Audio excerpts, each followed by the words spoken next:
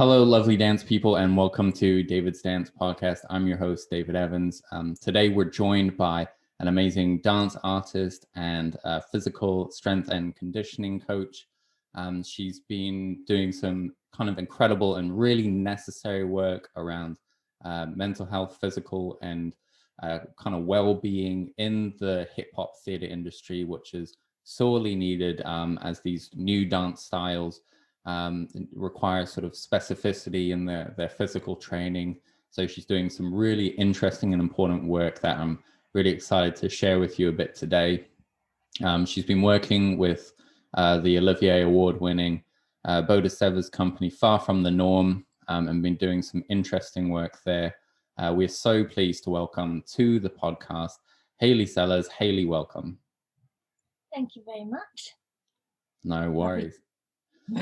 We're so happy to have you on. The last time that we met basically was when you were doing this hip hop research for LMSMA company, and we just said, like, before we jumped on, that was like already two years ago, and I can't believe how quickly the time has gone, really. Yeah, especially in this last year. This last year has gone so quickly that the 2 years have just gone, like, they've just vanished. Yeah, it really has. This just feels like that, you know, like the crappy gap year nobody asked for. Just like, yeah, taking a break from it all. Let's start from the beginning, as we often do. Tell us why dance. We're always interested in how people got into dance. People get into dance in really different ways. And so, yeah, tell us, you know, what interested you about dance and kind of where it started for you. Yeah, I mean, quite a typical starting, I guess, as a child. My sister, who's a bit older than me, she was at dance class, and then I was like the chubby sister that like just tagged along, and got put into the ballet class, and then and then I did that, and then I did tap and jazz. I did ballet for the longest time, but as soon as I got to maybe 13, I was like, I don't really understand. I don't enjoy this. Like, but where I was still in London, but like the suburbs, and like there wasn't really any other dance styles like in the area. So that was kind of like, that is what dance is. And then I studied dance at school at GCSE and A-levels, and then that's when I was like, oh, okay, there's actually there's something outside of like jazz and ballet and tap. So I started to get interested in dance properly, I'd say, when I was about 15. And I got the grades to go to dance school or a uni, but I didn't want to at the time when I left school. So I actually took a year out and worked as a receptionist in London, like completely different. Had my year of like, oh, I've got myself some money, like went out all the time. But it basically got into like 2 months of the job, and I was like, what am I doing with my life? Like, this is definitely not where I want to be, like pouring teas and coffees for people. Then I reapplied for the schools and universities, and was lucky that I already had my grades, so I kind of got a confirmed place straight away. And I chose Kingston Uni in southwest London, because they had a mixture of contemporary and hip-hop styles. And I remember, like, I mean, maybe it's not the best now, but in the audition they was playing like Michael Jackson, and I was like, yes, like this is my jam, like this is where I want to go. Like all the other places were quite like classical. The music was very classical, and like a man at piano, which is lovely, but that just wasn't where my head was at when I was 19. So then went to uni, sort of dabbled in more styles and understood more about dance and like what was happening in London. And then I started training with a good friend of mine now, Lee Griffiths. She had her own company at the time, The Company. and we just did sort of like performances at like the places like Resolution Festival. Did like a nice. little international performance in Spain, and then I was like, okay, so this could actually be a job. Like in my head, it was like, as a dancer, you was on like musical theatre, or you was like a ballerina on stage, or you was a dance teacher. So I just had like quite like warped views of what you could do within dance at the time.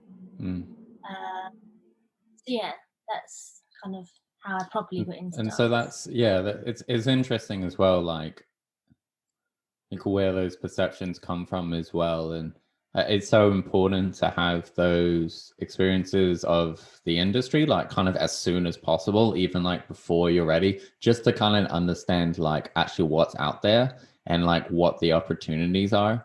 And in many cases, people are making their own opportunities and making the scene in creating those new directions for dance artists. It's interesting. Do you think your training maybe like underprepared you, or how do you think your training prepared you or not for professional life?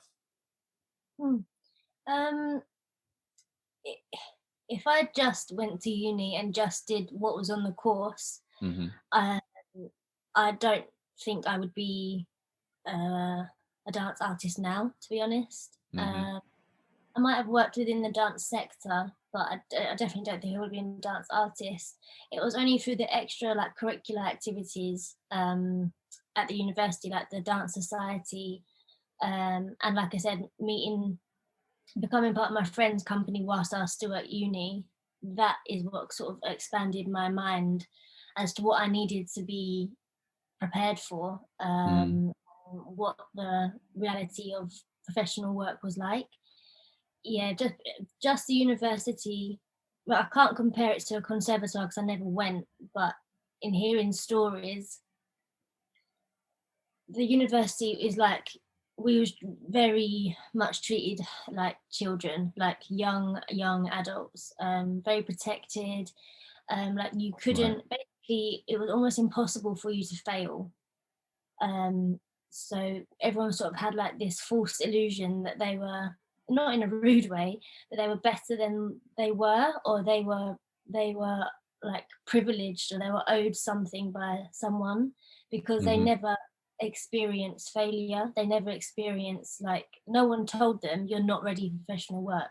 It was all about boosting morale, which is, don't get me wrong, you need to be like, everyone needs to be boosted, but that isn't what real life is like. So as soon as like third year ends, like what do you expect these people to do, you know? Yeah, we talk about that. Josh Smith on the podcast last week, and we talk a bit about just the the ignorance that comes when you sort of hit professional life, you know, and just realizing, oh, there is like a gap in my skills. There is a ways to go. And I think in many ways for students at staff, it's more about building faith in the journey than it is about so much faith in yourself, in the sense that it's not just faith in your ability, but it's faith in your ability to grow and to get there. Because I think if you can create that mindset, then you can sort of go, you're not there now, you know. And so it is a mix, you know. I think about like when I did like 1 year at Laban, and doing ballet for that year, and I'd only done like a year of ballet before doing it like at Laban.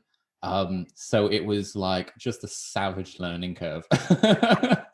Like and I was so rubbish, but like I worked my ass off. I worked like so hard at it. I had a really good attitude, and at the end of it, ballet was still my worst grade, but it almost like didn't matter in a way. Like I knew I wasn't going to be a ballet dancer. That wasn't ever like the goal for me. Like for me, it was about like unlocking expression in my legs that like I didn't really have before doing ballet, and understanding how to articulate myself through the lower half of my body, and through like this kind of what I would call like heavenly orientation. So most of the styles that I do are like, I call like earth styles. They're downward orientated, they use gravity, they're into the floor. And then ballet's the opposite. It's like everything about it is like kind of up, and about presenting lightness, and like, you know, all the gestures, the arms, the feet, the legs, like are all up. And so it's like sort of, it was like kind of flipping my dance world in a way, like flipping my physicality. But it was exciting to explore that, you know, and I did have like a good rapport with my teachers, and they were, you know, I do remember one of them just say, yeah, if I could give you like an A for effort, I would give you an A, you know. And although, yes, you got this grade, which still wasn't like a bad grade, you've probably improved the most of anyone in the class. And that to me was like good. I've like done what I've like come here to do. And I find even in my own journey, like, you know, like I find motivation, like I can move. I'm fine if I'm moving slowly, as long as like I'm moving forward and up. As long as I'm kind of perceiving that I'm getting there, even if it's real slow and steady, like I find that I'm motivated. It's only when I feel like I'm plateauing or I'm just not doing anything that I get like antsy feet. But yeah, it's interesting that like, I don't know really where I'm going with this, but I think that, you need that kind of belief in the journey, I guess. What do you think it was about working with Lee Griffiths during that time that helped you? What were the specific things that like you were like, oh, I need to work on that. Oh, actually, this is an area which I need to develop. Like for me, one simple thing was once I started looking at companies, this sounds so silly, but like I was like, oh, having a really deep and strong second and is really important, because, you know, doing all this ballet and stuff, especially because a lot of the company I was interested in were quite grounded. They were doing so much work from their strong second position, and I was like, oh, that's what I need to work on. I need to work on really strengthening and developing and being able to move from that position, because actually that's something that the companies that I'm interested in are using a lot. And it's an important physical foundation for a lot of their movements. So were there any things like that you were like, oh, that's something that that's an area to improve that I maybe hadn't thought of? Yeah, definitely. I mean, it's just so much. It does working with Lee. First of all, like the physicality of movement. Like she used to, I mean, this is also down to preference as well, but like, you know, that expression like airy fairy, kind of like not really anything and what you're doing, just kind of like wafting. It kind of like, what are you doing? That you're not portraying the task, or like you're not showing me like that was probably one of the first things was, don't be airy fairy, or understand why you're being airy fairy, rather than just like wafting in the space. And then like physicality of that we, like I said, we did a few of the resolution performances at the place, and one of the reviews was that the females weren't as strong as the male dancers. So I think there was 10 of us, I think, maybe, or 8 of us. And I think the split was quite even, like 4 and 4. And so that came back in one of the reviews. And then from that day, Lee really pushed the fact that females and males are equal on stage.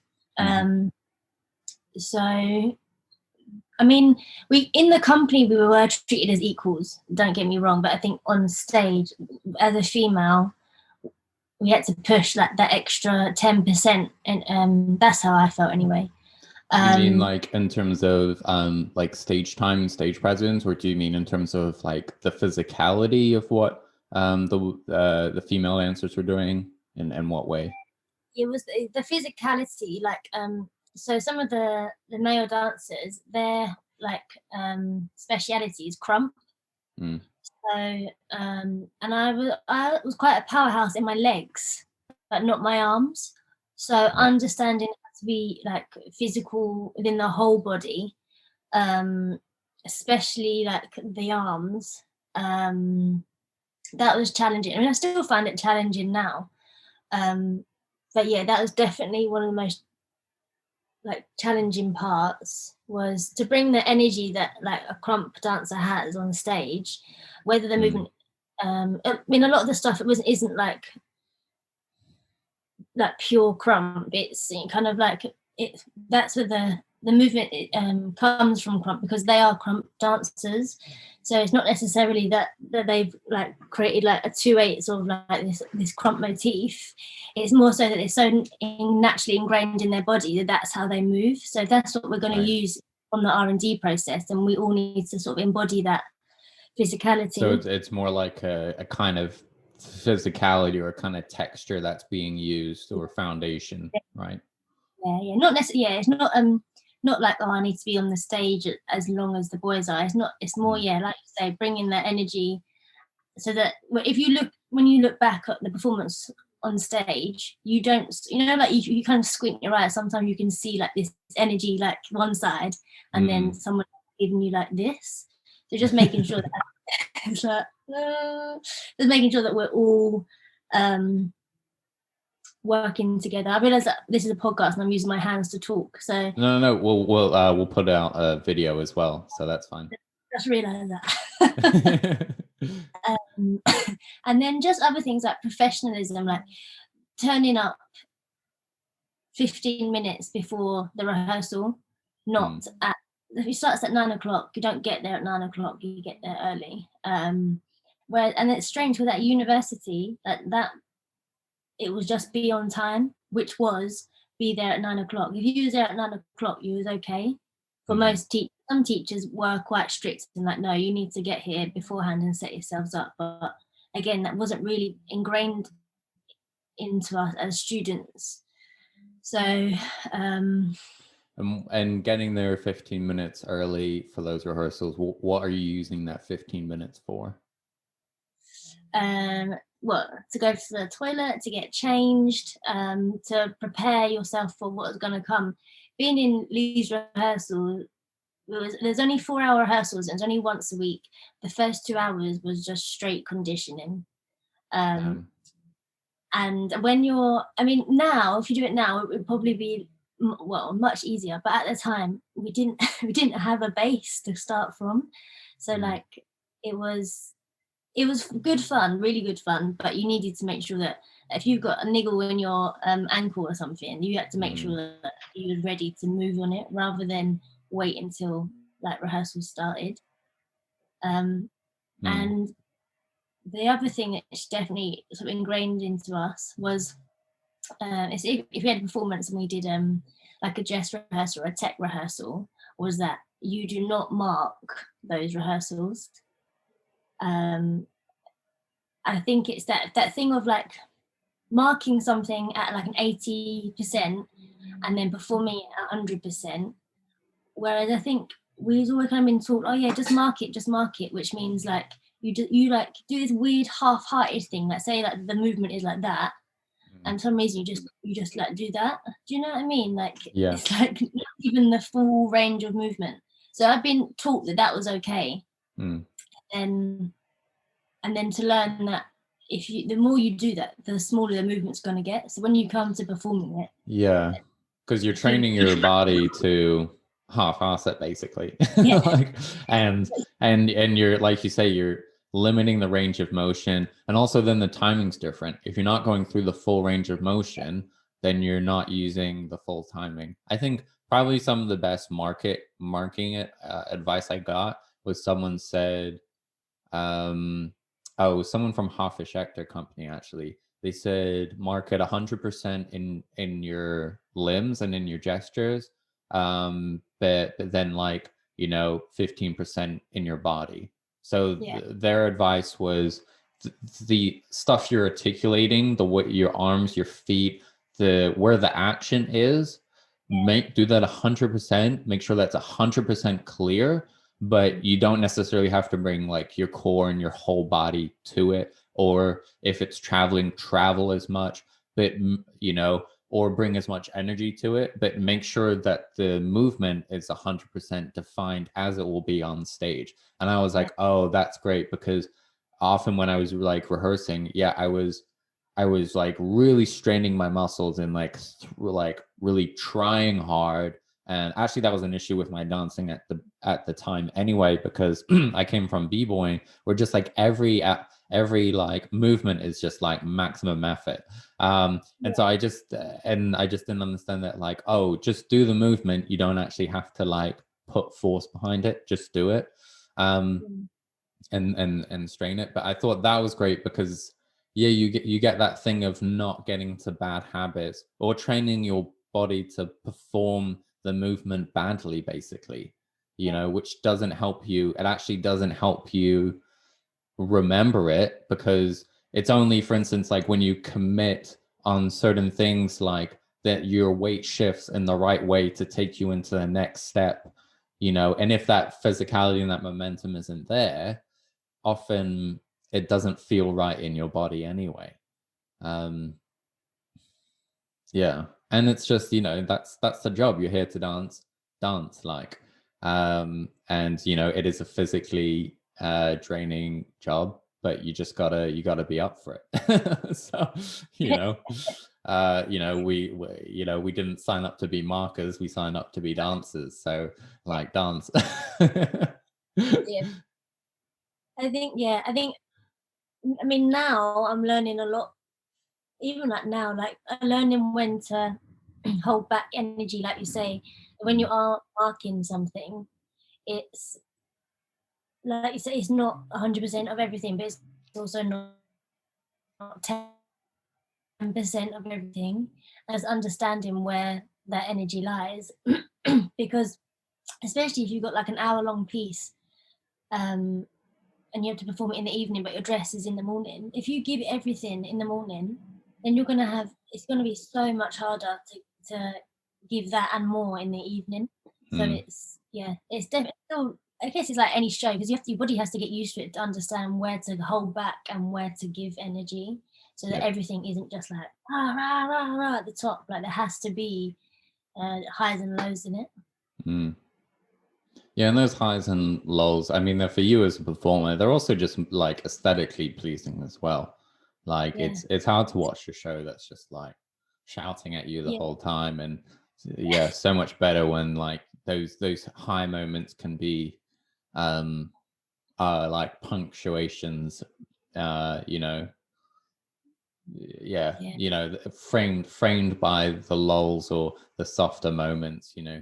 I think one of the dangers that I see in kind of hip hop especially is people think a lull in the physicality or the energy is a lull in people's attention.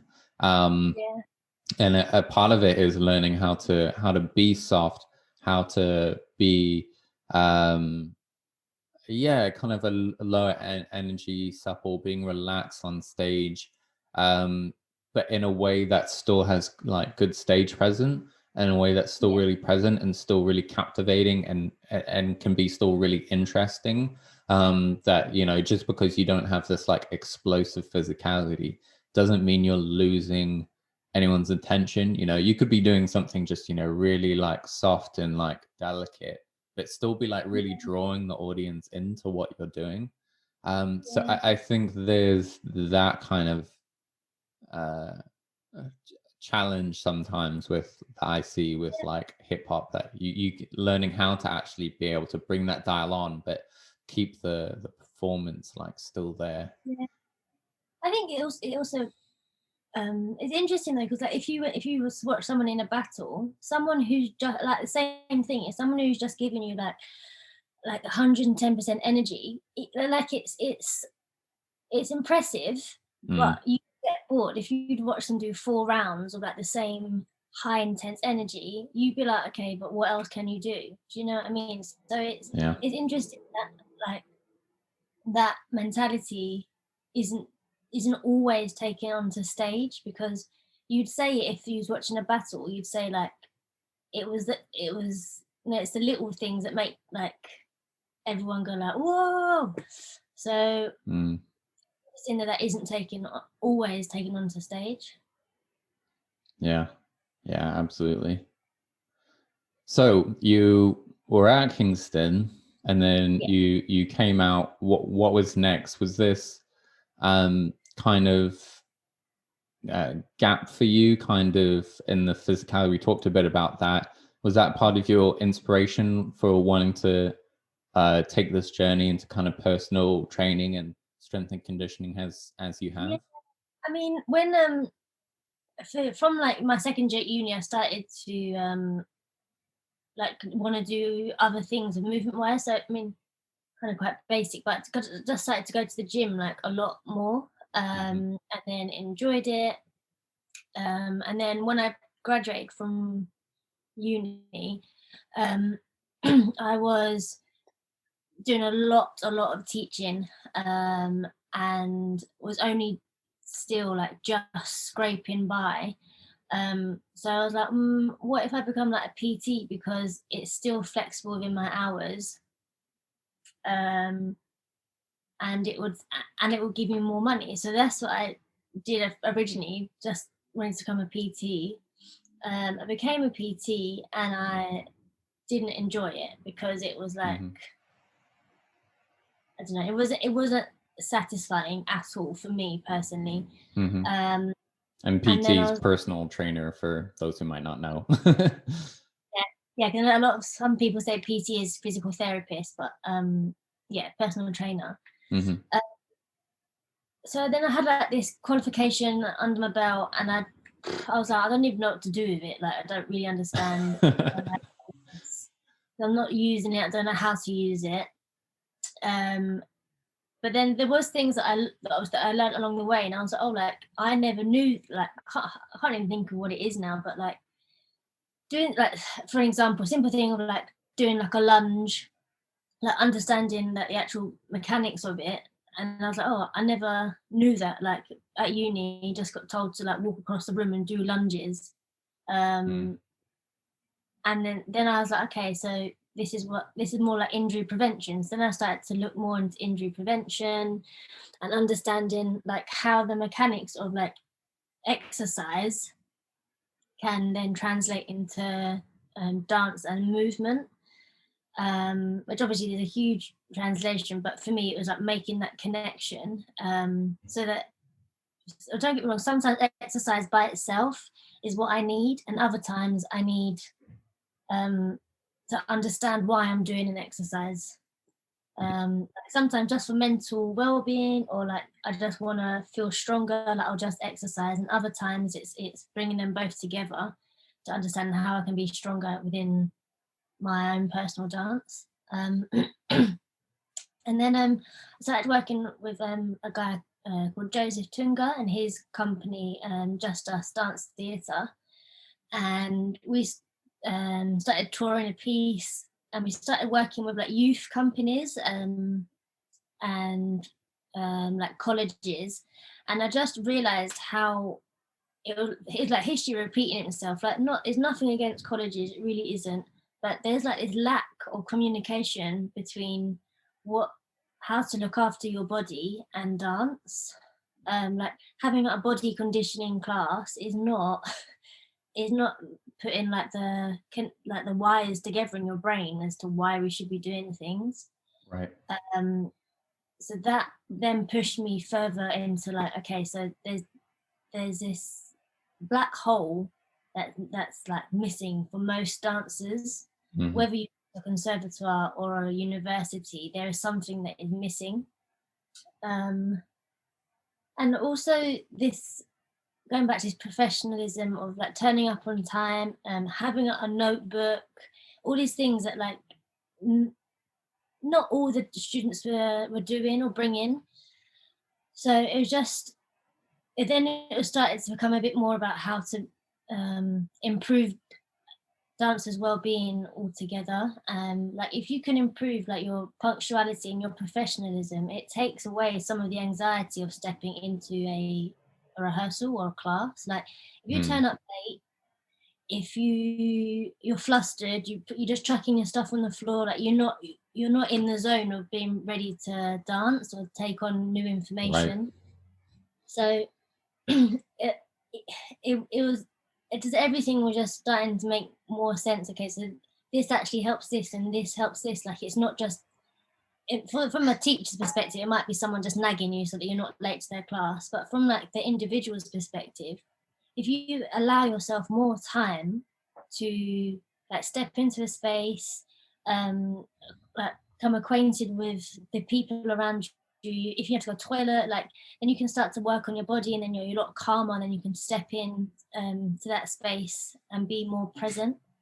So yeah, there's just a lot of things that I was witnessing. I was like, okay, there's a lot of things that need to not change, but people need to be made aware of. And I think it's that you're coming out of university and you're expected if you're a choreographer, or you're wanting to hire people who you think are ready for work, but the reality is, in my personal experience, that those coming out of colleges are not ready for professional work.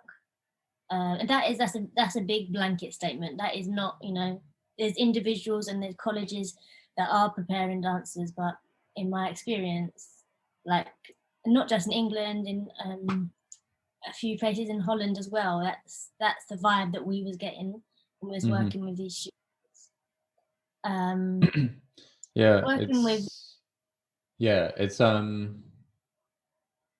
It's definitely one of those things. I think that attitude is just like so important, and also this thing of everybody's watching, because you never know, like, you knew like Lee Griffiths from when you're at like Kingston, and now you're working with Far From the Norm, and still working with her in your professional life, and she saw you working then, and it's like, oh, this person knows how to hustle, and when you're a choreographer, you want to be able to give the piece over to dancers who you trust, because they're the ones, holding your baby on stage, basically, for lack of a better word, like, and so you want people who are going to who you can trust to do their best, honestly, and actually really show up and be professional and give their all, and I did see it at at Lob, and there was people who I was like, oh, I like the way they move, and also they have a great attitude, and those are dancers that I still work with today, and there was other people who, like, I love, they're great friends, but I saw that in the dance studio they didn't have the best attitude, and weren't really super present or respectful of guest choreographers, etc. And so for me, that was like, you take note, and so you're like, wow, I'm I like that person, but I'm not gonna work with them. I'm not gonna like trust them with my work.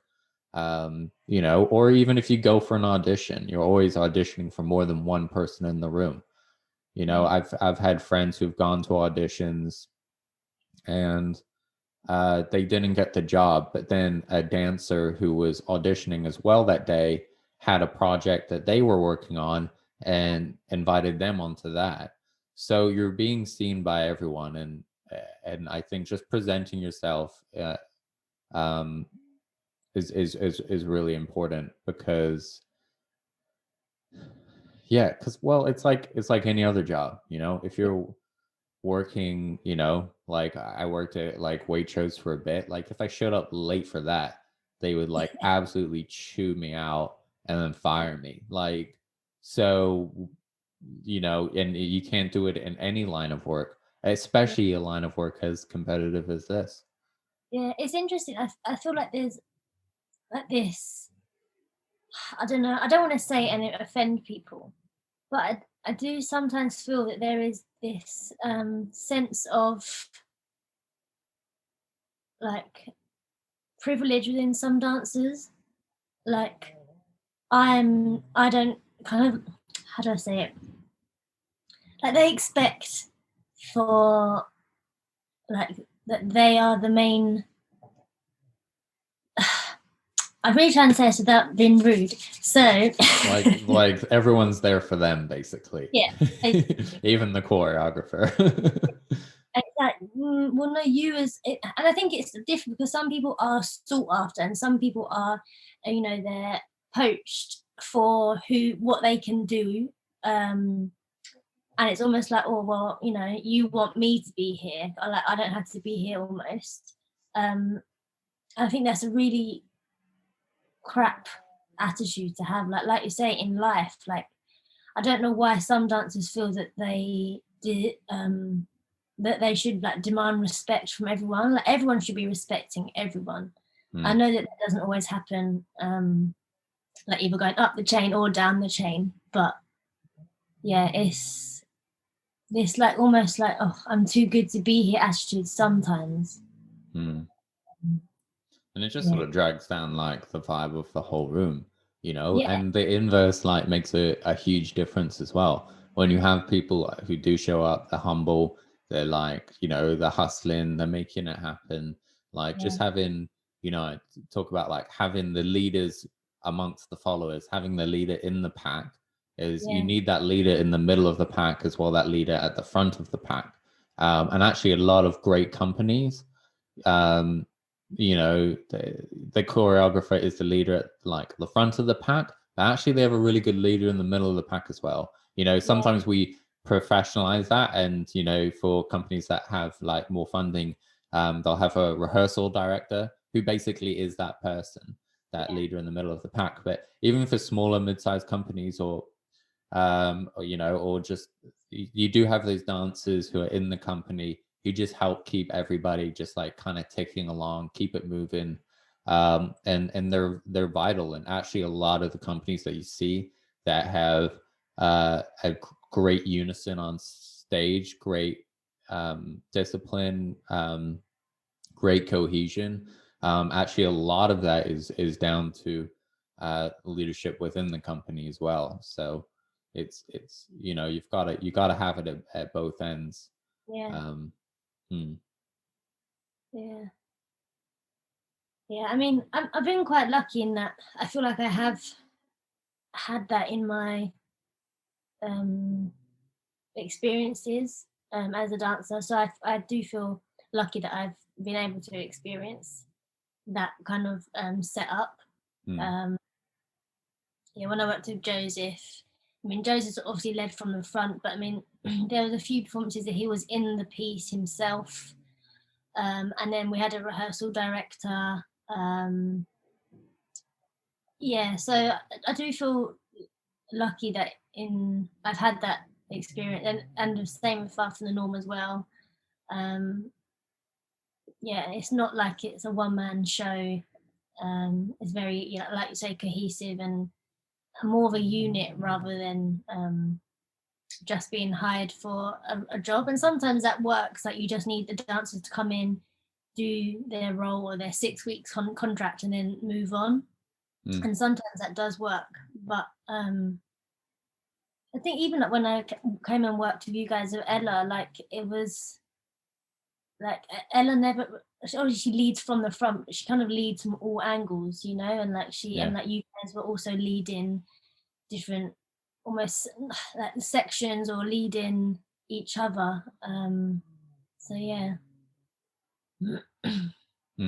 I think that's something Ella's really good at. It's just like engaging each individual person in the company. And when you can do things like that, you can just give people like small bits of ownership, like over the exercises and things, then it just gives them more ownership of the process as a whole.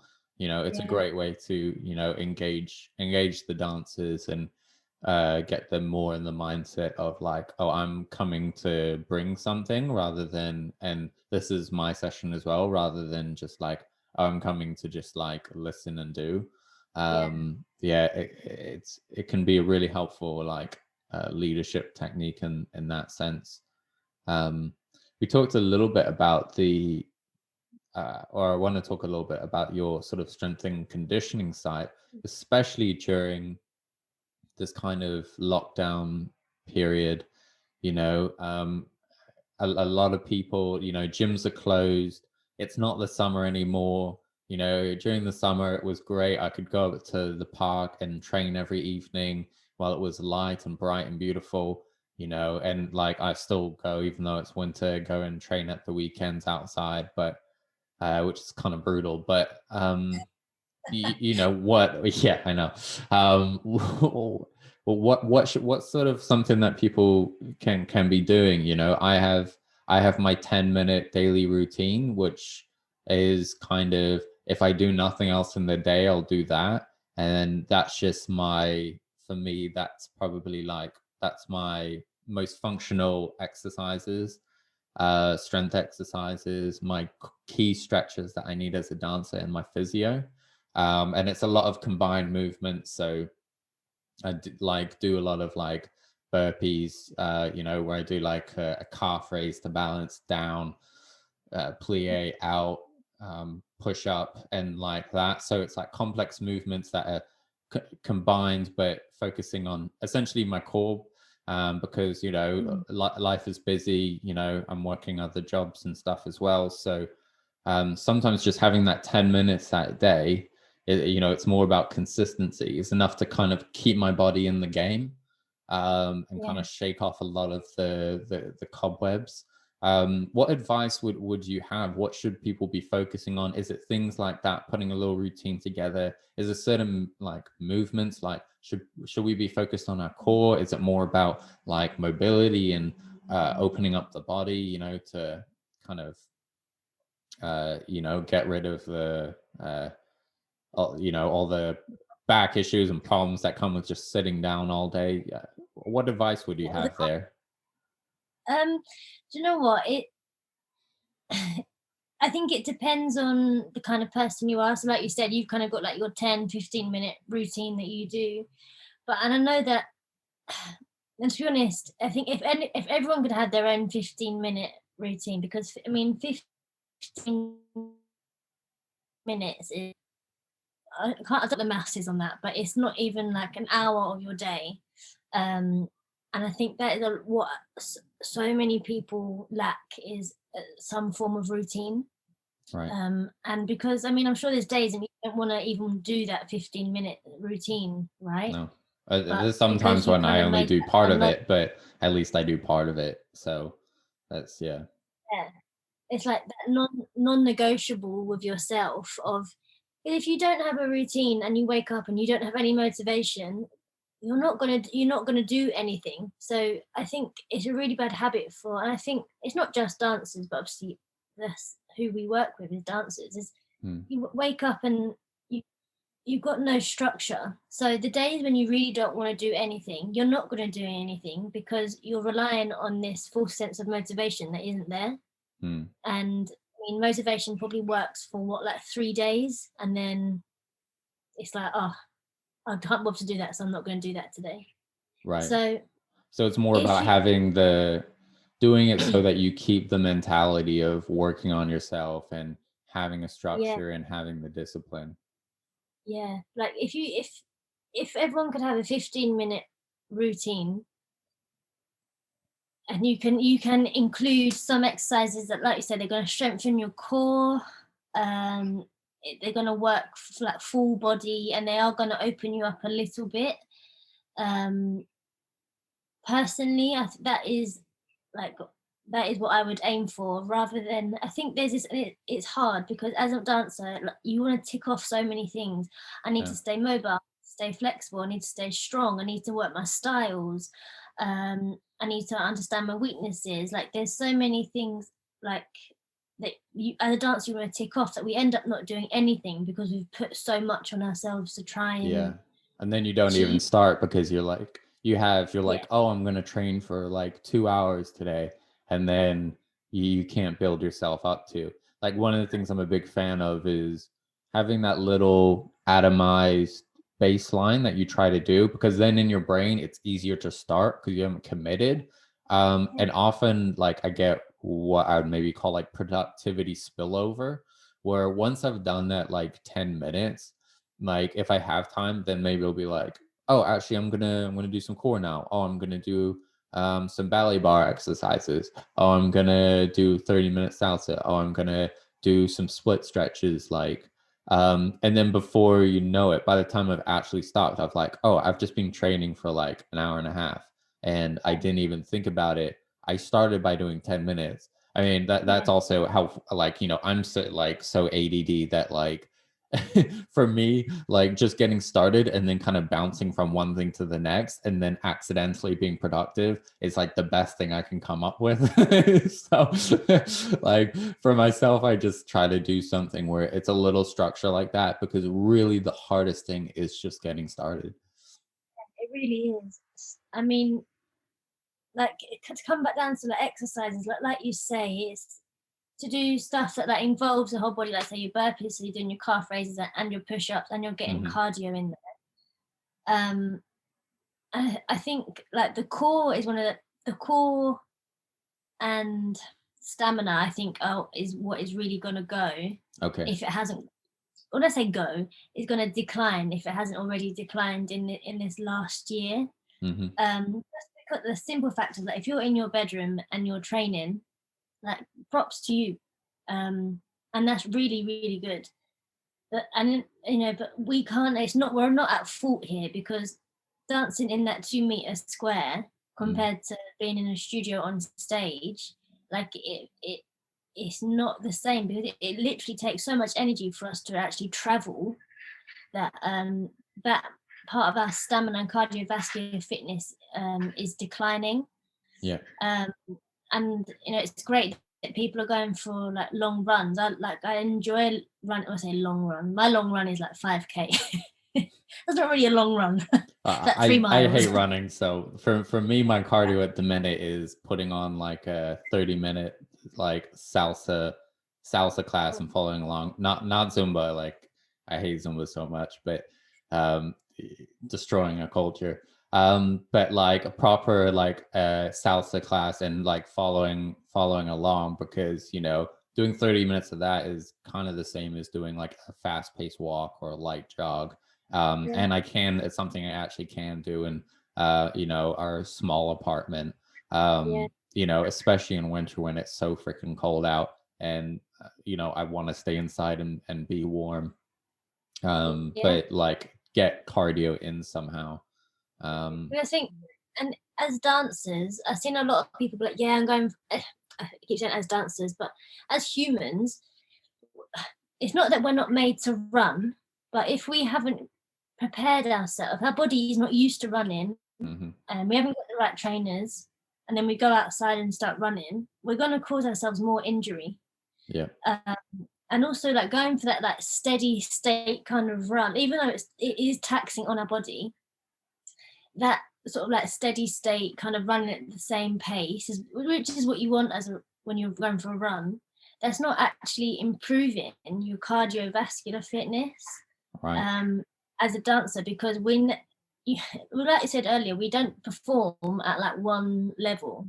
Yeah. Like we have those big peaks and troughs, and like sprints. I mean, I hate sprints, I really do. But you know, like in this time where we're using everything that we can, if you want to improve cardiovascular, doing sprint training, so like 10-20 second sprints and then resting for 3 minutes and then repeating that, and then like reducing that gap in between the rest periods, that's going to help improve cardiovascular, especially for performance on stage, or even like if you used to do a battle, like you're only really dancing for like 30 seconds, 45 seconds. Again, it's that transferability. Like going for a run is great, but even if you used to do a half an hour piece, doing a half an hour run, the transferability isn't as much as people might like to think it is.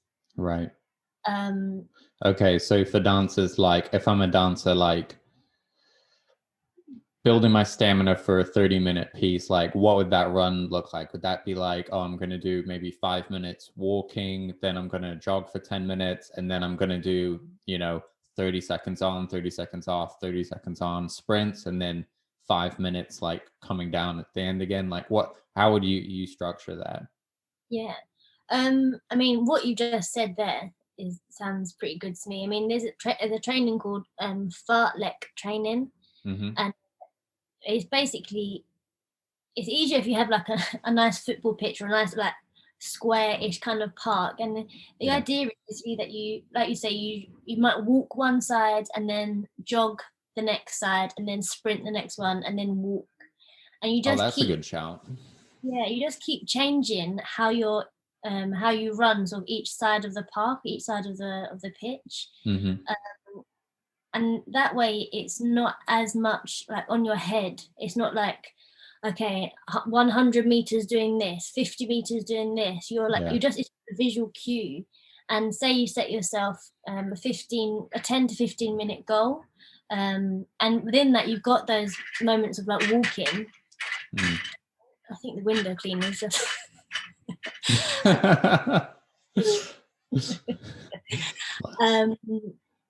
but yeah, so fartlek training is really good way for dancers or anyone to get into running, because it's not like I have to calculate how far I'm going to run or anything. It's literally just take your park and then run, jog, sprint, run, jog, walk. It's really easy that way. If you find that hard and you'd rather do, like I say, like a 20 meter sprint and then rest, if you've just got like a path or a road, if you're not near a park. And then go for like shorter runs. Maybe go for like just a 2K run, so just a 10-15 minute run, a jog, because that's going to help improve your cardiovascular and improve your heart strength for sure. But it's interesting because if you used to pick up some weights, your heart is still going to be working hard. Obviously, it's more about building strength if you're going to use like resistance and weights. But I think a lot of the time people think of like cardiovascular is like just endurance, and then strength training is just for like your muscles. Right. Where actually you are building cardiovascular fitness when you're doing resistance training or when you're doing like your burpees. There's all different types of like cardiovascular training. So it's trying to incorporate, like I say, it's hard trying to tick everything off, but trying to incorporate different ways of keeping like our body stimulated as well as our mind stimulated. Like I wouldn't want to do running every day, like no way. Yeah. And then I also wouldn't want to do burpees every day. Yeah, that's fair. That's part of why I enjoy doing the salsa, because it's something I find fun. And also the steps change up like constantly. So I'm using different parts of my leg muscle, mobilizing it different ways.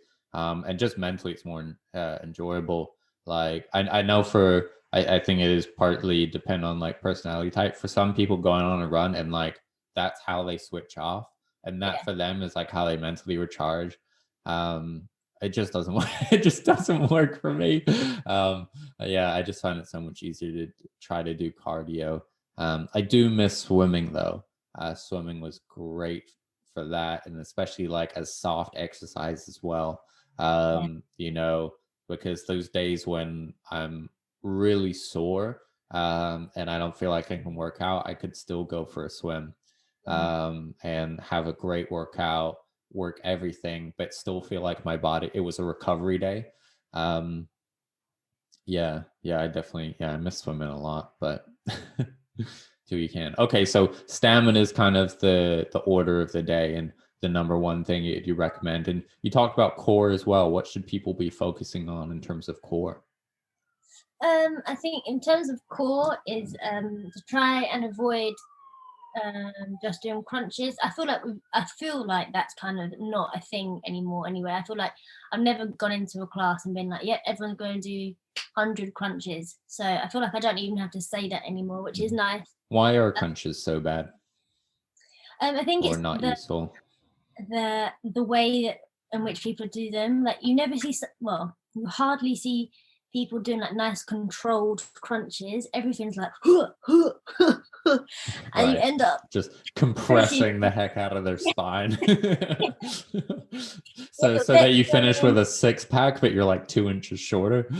Isn't it? But basically, people just end up pushing their abdominal wall out rather than drawing the muscles in. So Okay.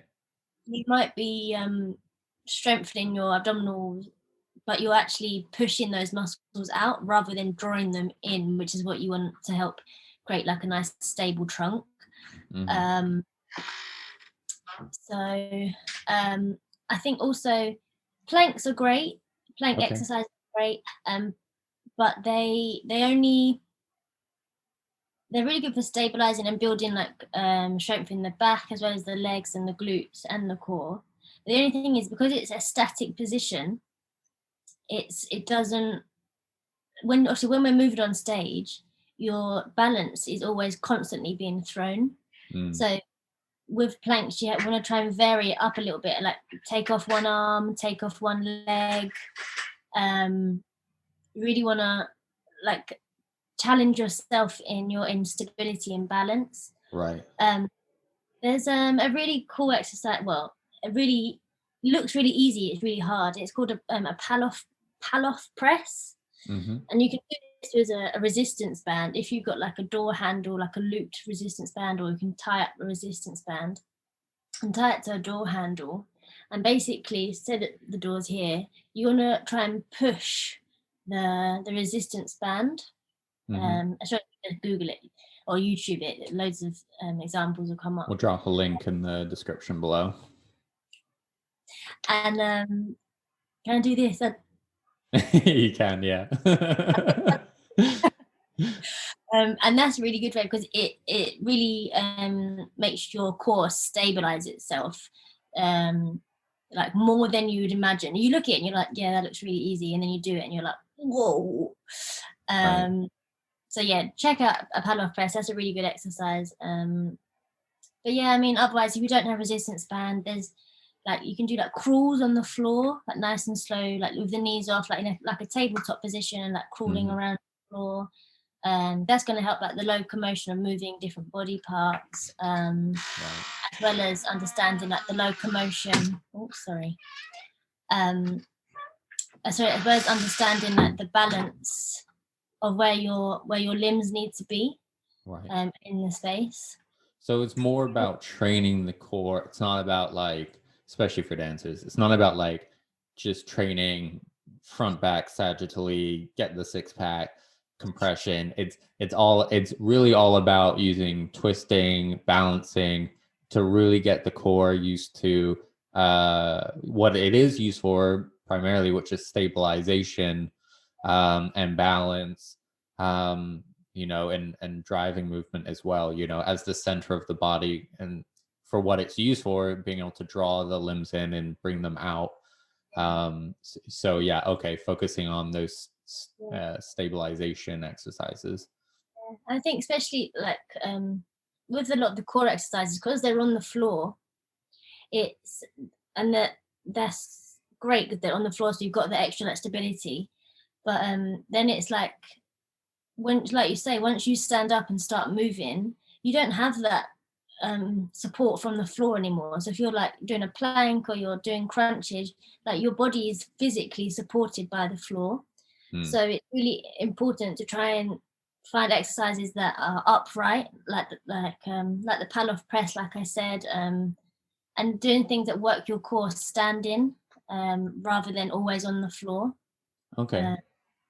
It depends on like what styles you do, because like you're a breaker, so a lot of your stuff is on the floor. But if you compare it to like a ballet dancer, who their stuff isn't on the floor, so they need to find a lot more core work that is standing, Right. because that translates better to the movement that they're going to do.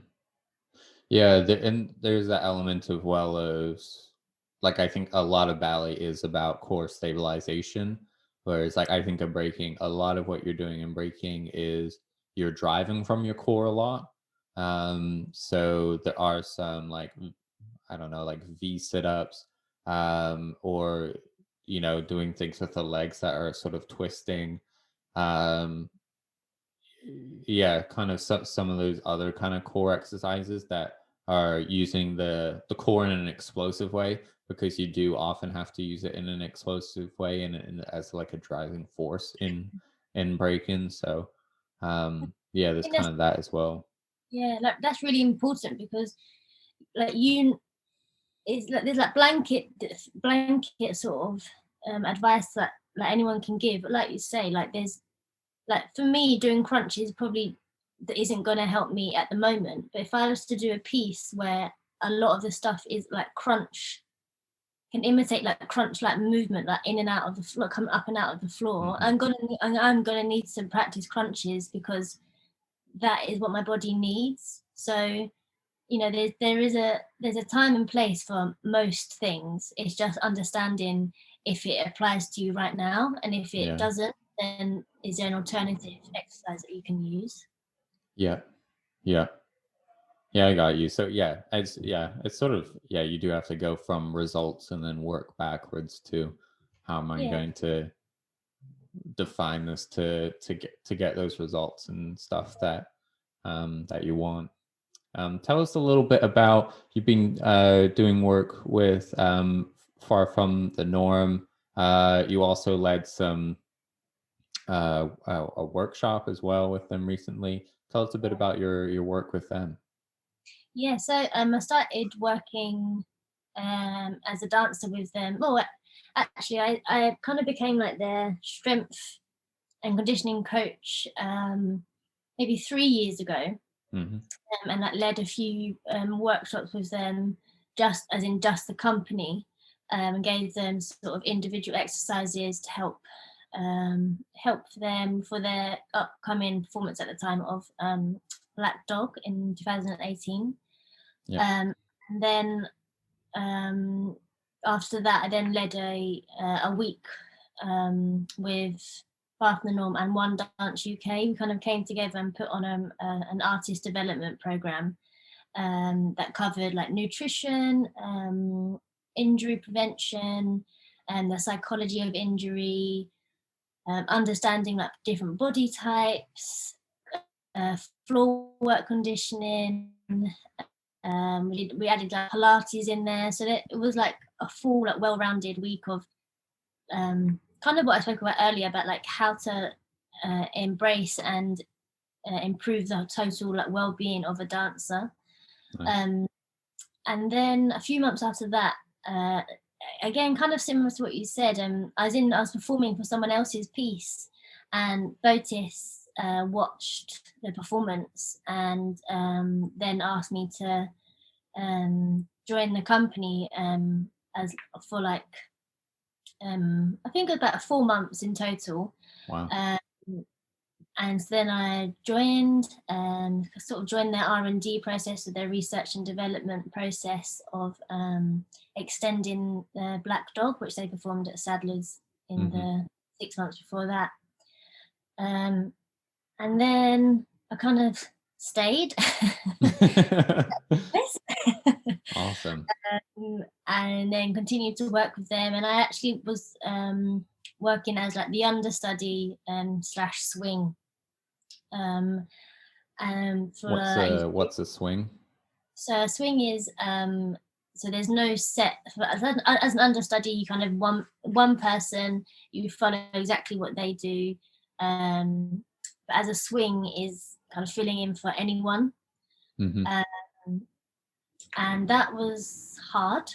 It was hard because at the time there wasn't so much a need for me, so I was just kind of like taking on different parts, different roles, and trying to understand everyone's like role within the performance, because there's a few sections that are unison, but other than that, it's not a unison piece. Right. Everyone's not doing the same thing. So you can just feel like you're learning everything. Yeah. Yeah. So that was tough. And then we started our spring tour last February. And unfortunately, one of the guys really badly hurt his ankle. And it was the day of the very first show. So we we're going to premiere the piece. Oh my And goodness. he woke up and he was like, I can't walk. Oh my days. So that morning, I got a message to say, brace yourself, but I think you're doing the piece. And if I'm honest, I'm glad that I got that message in the morning and not the night before. If I had got that the night before, I think my head would have exploded. Yeah.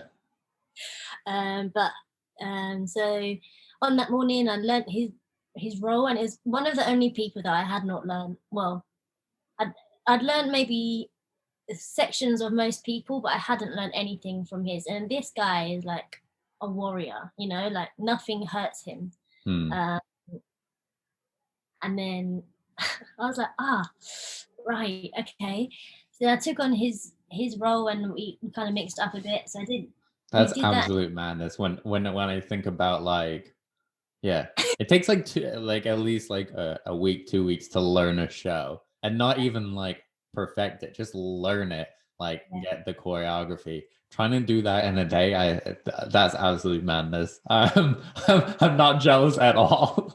That is a Sisyphean task. That's absolute madness. Definitely wasn't perfect in that day, I tell you now. I don't know how I got through it. I don't know how, because everyone else was obviously then put on edge because they've got this like rookie in the middle of it, like Yeah. blagging my way through it a little bit. But I did it, and then Amazing. obviously the guy Ezra, he's back to full health now, but he then wasn't able to continue the rest of the tour, so I kind of had another few goes at it, and Right. and then it got better and better, and it felt better to perform as well. But then coronavirus hit, boom, and we got cut off from our tour. So I think we did 6 shows in total. Coronavirus hit, and then it kind of put a stop to a lot of everything. I say a lot of things. It put a stop to everything, as the whole world knows. It put a stop to everything. But it means that we basically took everything that we did, all our structure, all our tour, and we've tried to pick it up and put it on this year. Yeah. Already there's some standards that have been thrown in, and we're only in January. But Wow. we went to go to America, France, Sweden, Greece. It was set to be a really good year last year, a really good year. But that's not how it's meant to be. So fingers crossed that everything does get put in place this year. The good thing about, I love Ezra's pieces, but because he wasn't able to do the show, it meant that Botis was then able to see me in the show, which has then opened up. So the piece, it will be a 7-person piece rather than a 6-person performance. So that's really exciting for me. At the moment, it's so much is just this thing of like, we talked about this of, you just gotta, I'm like I always talk, I'm such an opportunist. I'm not an optimist, but I am an opportunist. And I think you just never know where the opportunity is going to come. And you just got to take the opportunities that are presented to you. Like you knew Lee Griffiths at uni, and then you kind of came on as a strength and conditioning coach, and and then you covered for someone. Just being around and being useful, like wherever you possibly can. And if someone needs you to spin a plate, go spin that plate. Just being around and being helpful, just people will just be like, want to give you responsibility, because they'll go, oh, that's a person I can trust. And it goes back to what we're talking about. This is a professional who I can trust, who can grow with the company, and who we know and knows the team and all this stuff. And just take, make sure you aren't missing opportunities in front of you. There might be an opportunity in front of you that you're just not grabbing because you're going for the opportunity over there. So, sometimes you just need to do that. And, look at where you are now, like a part of, one of the top hip hop experimental companies, Olivier award winning. It's incredible. It's really incredible. Actually, for the listeners, for those based in the UK, Black Dog is actually available to watch on the BBC tonight. This wasn't our intention. We didn't time it like this, but it just so happens that it's debuting tonight as a part of like a BBC kind of festival of dance, which is amazing. I'm super excited to watch it. I actually met Botis like 10 years ago now. We met on a Royal Opera House project, an East London dance project. So we were both the Royal Opera House and East London Dance did a project at the time focused on collaboration and developing young artists. And so they had choreographers collaborate with like other artists from other mediums. So that was a crazy thing. I was 19 at the time. I was the youngest person there. I was collaborating with a filmmaker to make a piece on the Limbury stage at the Royal Opera House. And it was like absolute madness. And Botis was one of the other 5-6 choreographers that was there. And even then, like he only presented like we're only showing like 10 minutes of choreography on stage.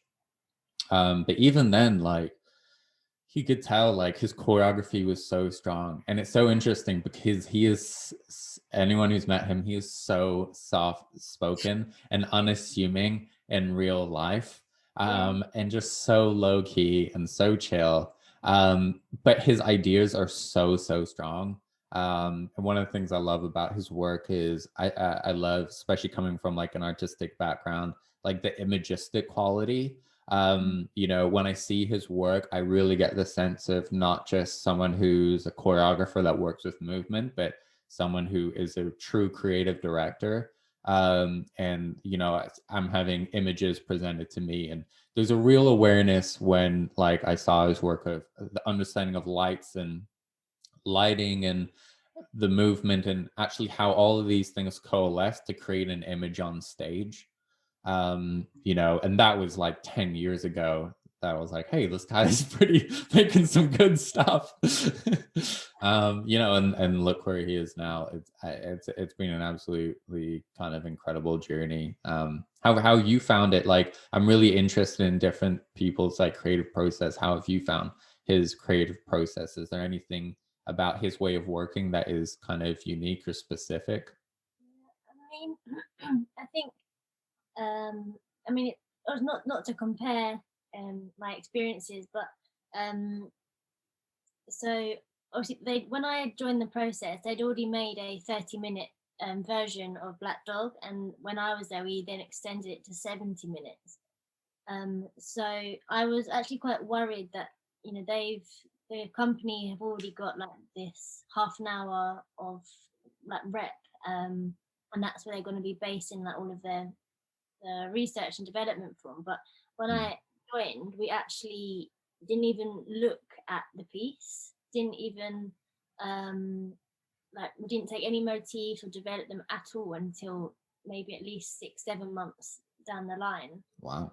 So we so you mean for like all the new 40 minutes of material you created, it was just all new stuff, not necessarily related to the old, and then brought it together later. Is that right?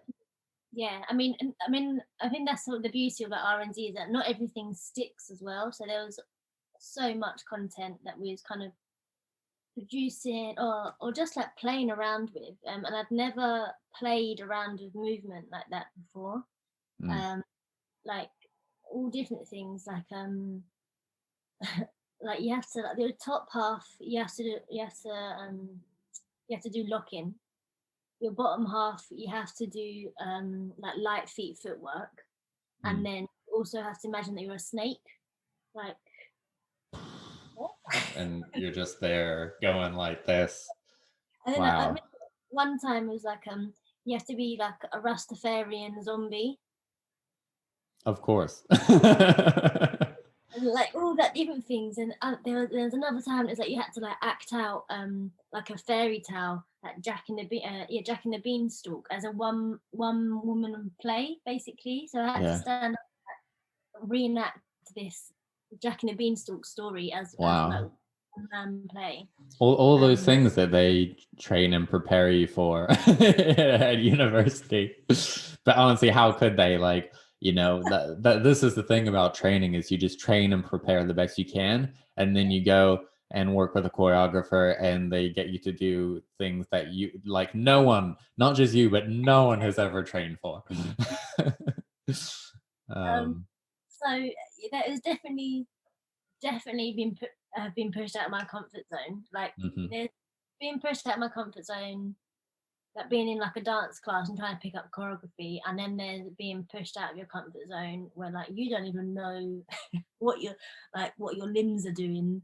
Um, like yeah, but it's definitely like changed, like for the better, like changed my like perception of myself. Like there's just, I think being part of Far From the Norm is just like shown there's no one way to do anything, and I think that has like for me anyway, I don't know how you feel, but like it's always like as a dancer you need to look like this, act like this, to be recognized you have to like have done this many like commercial jobs, and you need to have worked with this person, that person. And I think like you say, working like Botis is so like humble in his approach to things. Mm.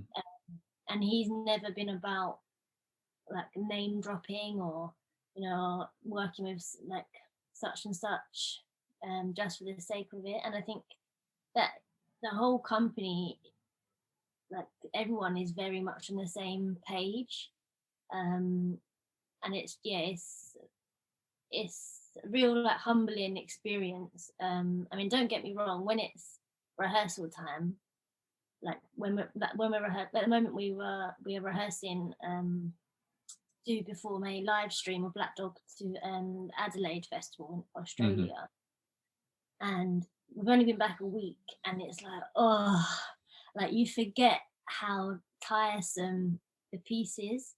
Yeah. But again, it's that humbling feeling of like, oh yeah, this is why we do it, this is why we train, this is Yeah. there's so many different aspects. Like Botis isn't a perfectionist, but like you say earlier, that's his baby on stage. That's his work that we are kind of holding in our hands on stage. Mm. So yeah, I think definitely with Norm, there's a sense of like play and freedom to be who you are. But then when it comes down to like crunch time, we all know that okay, we need to like focus and buckle down.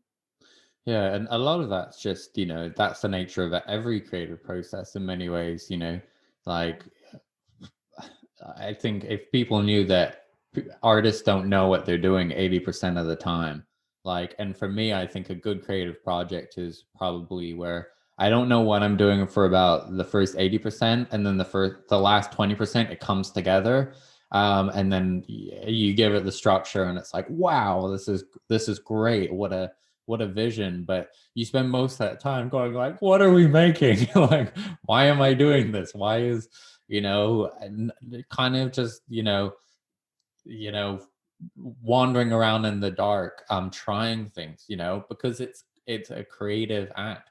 So that's what creativity is, discovering the unknown. Well, that means you're not going to know for most of the time. And then you have to contrast that, it's the two hats that you have to wear as an artist of the creativity, high openness, trying anything, to then switching to the critical hat and, killing your babies, going which scene isn't working, and cutting things that you might, cutting scenes that might Yeah, you might love and enjoy, but they don't make sense for the piece. I mean, now like I'm a bit more mature and I'm able to cut pieces because I've realized that nothing's wasted. If you love a phrase or something, it will come up somewhere else in your work, or you'll use it down the line. You know, that's not wasted time. But that it is important to, like, you know, coalesce and bring things together, you know, and there is a lot of hustle and editing that happens with that, and refining. That's just, yeah, the tough grind of the rehearsal process, and getting ready and being professional and creating work that is not only new and innovative, but also of a high quality as well, and having high levels of really what is craftsmanship at the end of the day. um yeah, it's interesting. So thank you so much for joining. It's been so nice just like catching up, and like you sharing your words of wisdom, and sharing your really interesting like dance journey as well. Where can people follow you? Where's the best place to follow you? Instagram? Is it website? Yeah, I think I mean the most up to date and kind of where you'll find out everything is on for like strength and conditioning is at all things underscore self, and self is spelt with an E at the end. A lot of people say selfie, but it's definitely not selfie. And then for my personal and dance sort of account, you can follow at HM Sellors with an X at the end. I do have a website as well, which is allthingself.co.uk. So yeah. Awesome, nice one. We'll drop all that information in the description below, so you can check out all the cool stuff that Hayleigh's been up to. And thank you, audience. Thanks for listening. We look forward to seeing you next week. And thanks, Hayleigh, for being on the podcast. Well, thank you for having me. I enjoyed it.